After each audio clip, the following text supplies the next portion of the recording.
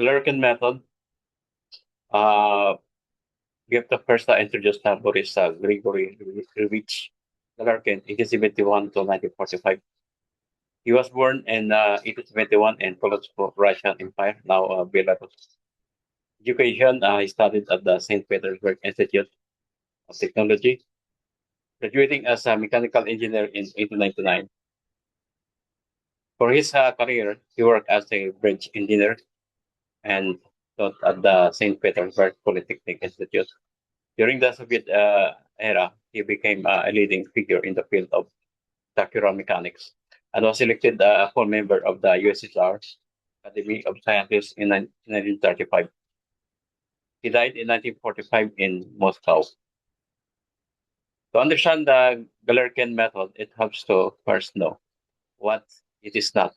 It is not a way to solve differential equation exactly. Instead, it is a powerful numerical technique used to find the approximate solution to complex differential equation like those in fluid mechanics, structural mechanics, or heat transfer when an exact analytical solution is impossible. We have the core idea, the Galerkin method. The Galerkin method is a type of weighted residual method. Here's the philosophy. So you have differential equations. For example, the secant derivative of u with respect to x plus u is equal to 0 with the boundary conditions. You get a solution in the form of a sum of a simple function like polynomials or sine, each multiplied by an unknown coefficient. For example, the solution u of x is c1 sine x plus c sub 2 sine 2x plus c sub 3 sine 3x. Because this is a guess, when you plug into the original equation, it won't equal 0 exactly. The leftover is called the universal.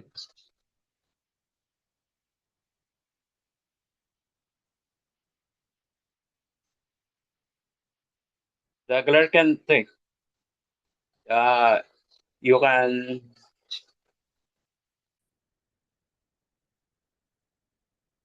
the Galerkin trick. You force the average of this residual to be 0 by making it orthogonal, perpendicular to each of your guess functions. This gives you a system of equation to solve for the unknown coefficient c sub 1, c sub 2, c sub 3. The mathematical recipe, let's say you want to solve differential equation in the form of uh, L of u equal to f.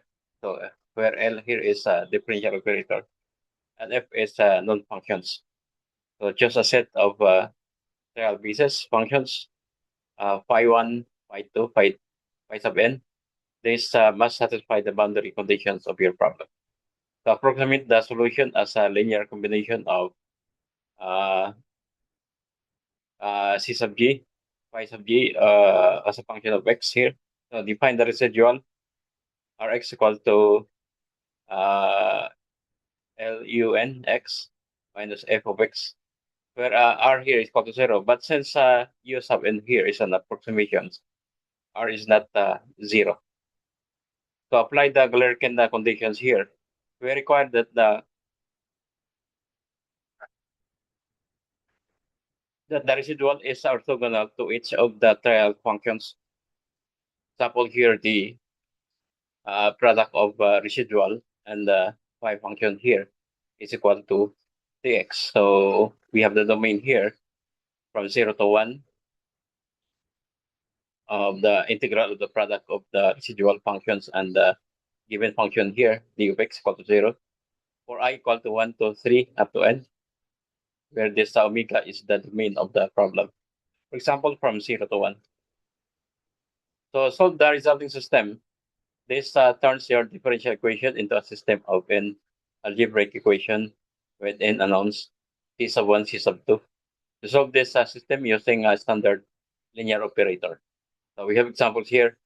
So a simple example here, 1D heat conduction. Suppose we want to solve this, the secant derivative of u with respect to x equal to negative 2 from 0 to 1. For the values of x are 0 to 1. With boundary condition here as u of 0 equal to 0, and u of 1 is equal to 0. So we have the exact solution here. So we can solve this easily, no? And using the exact solution. So u of x equal to x minus x cubed. Now we have the Galerkin approach. Just trial function here. Phi sub 1 of x equal to x times 1 minus x, and phi sub 2 equal phi sub 2 of x equal to x squared times 1 minus x. So both satisfies the boundary conditions here. So assume here the u of x is approximately to c sub 1 x times 1 minus x plus c sub 2 x squared times 1 minus x. So compute the residual here are equal to second derivative of u with respect to x plus 2. Then we have to integrate here the product of r and the y functions, and r times the phi 2 from 0 to 1. So set both to 0. So this yields algebraic equation. Solving them c sub 1, c sub 2. Solving them gives c sub 1, c sub 2 here, producing an approximate solution that is very close to x minus x squared.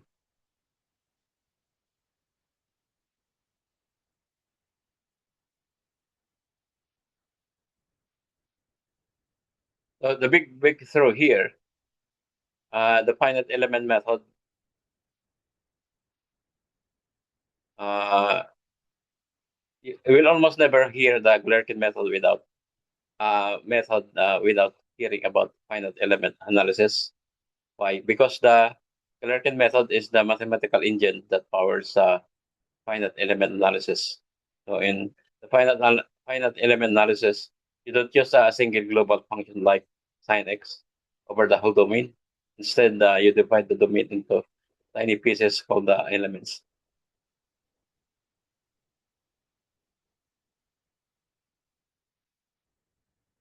So inside each tiny element, you use a simple linear or quadratic shape functions, which act as the trial functions. You apply the Galerkin condition locally on each element, assemble them into a giant matrix, and solve it. So this allows engineers to solve complex 3D problems like the stresses inside an airplane wing on a computer. The summary of key properties here. We have the feature details. So we have the type, weighted the residual method. Specifically, the weights are the trial functions themselves. Then we have the pros, extremely versatile, works for elliptic, parabolic, and hyperbolic PDEs. Form the foundation of modern finite element analysis. We have the cons here.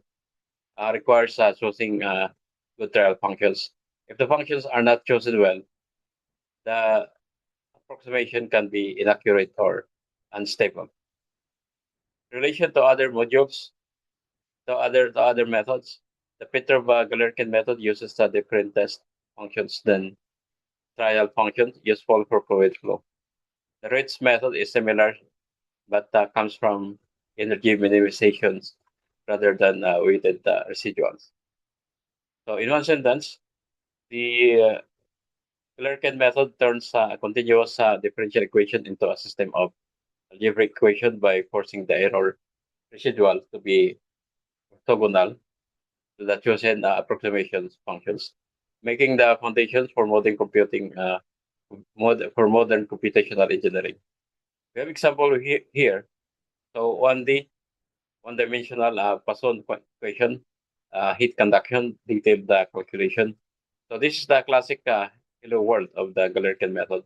So we have the given here, the negative of the second derivative of u with respect to x is equal to 1. We have the x here, the domain of x from 0 to 1 here. With boundary conditions, x equal to 0. If x equal to 0, so u equal to 0 here. If x equal to 1, u is equal to 0 here. So exact solution here. So we're not sure anymore how to solve this using the exact solutions. So the exact solution here is x minus x squared over 2. So we'll compare later.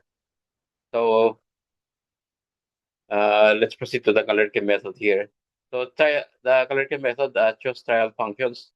We need functions that are zero at x equal to zero and x equal to one. So let's use two trial functions, two term approximations.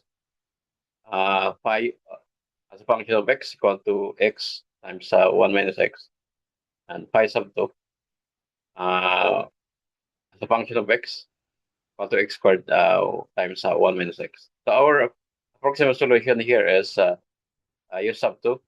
So c sub 1, phi sub 1 as function of x, then c sub 2, phi sub 2 x. So we have the c sub 1 times x. This is the phi sub 1 here times 1 minus x. Then the phi sub 2 here is x squared times 1 minus x for the uh, second term here, plus c sub 2. Compute the residual here. So the original equation here is negative of the second derivative of u with respect to x minus 1 equal to 0. So the residual here is this one. First derivative here is the first derivative, c sub 1. So this is our u sub 2 here. So the first derivative of u sub 2 here is given by this formula, given by this equation. The second derivative is given by this. So this is our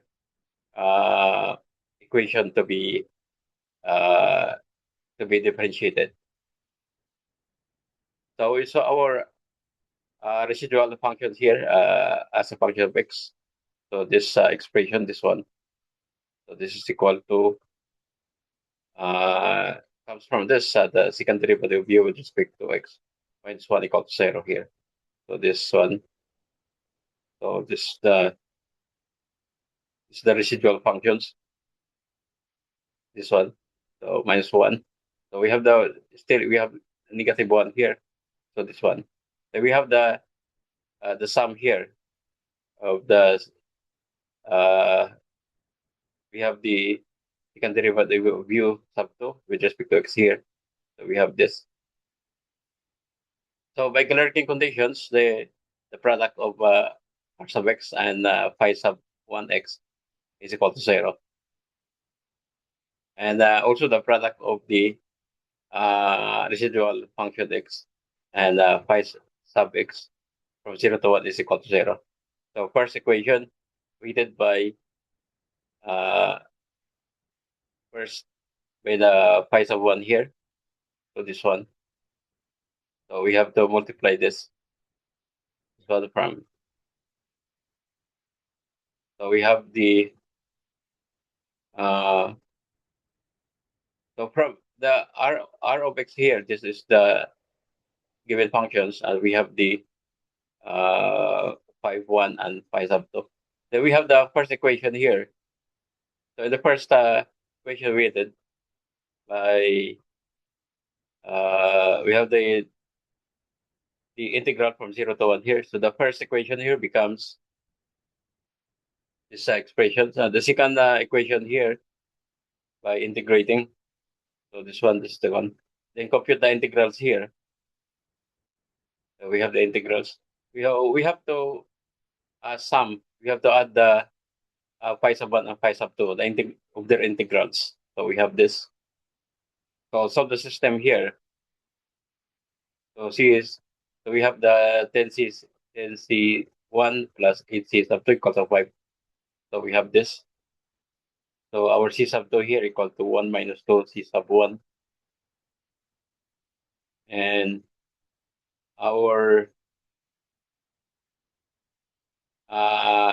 c sub 1 here, so negative 6 sub 1 equal to negative 3. So the c sub 1 equal to 0.5.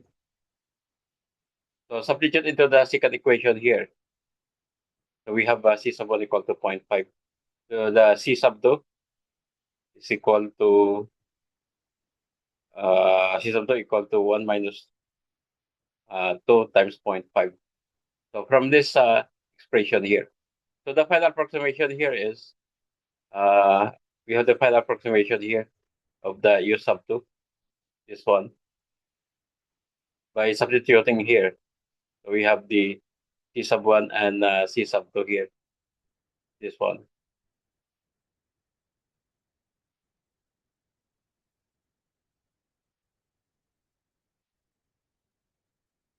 All right. So we have to substitute here the C sub 1 and C sub 2 uh, of their corresponding values here. So we have this, the 0.5x times 1 minus x, the corresponding expression for the u sub 2 here. So for the exact solution, you have 0.5 times x minus x squared. So they are the same. No? So it matches exactly. This happens because our chosen y sub 1 had the exact shape of the solutions. So that's rare, but it shows how powerful the method is. So we have the solution here. So we have the exact solutions. So the exact solution is given by this red color. And the Galerkin method here is we have the dish blue. So Galerkin approximation, so they are the same here. So Galerkin method versus the exact solution here.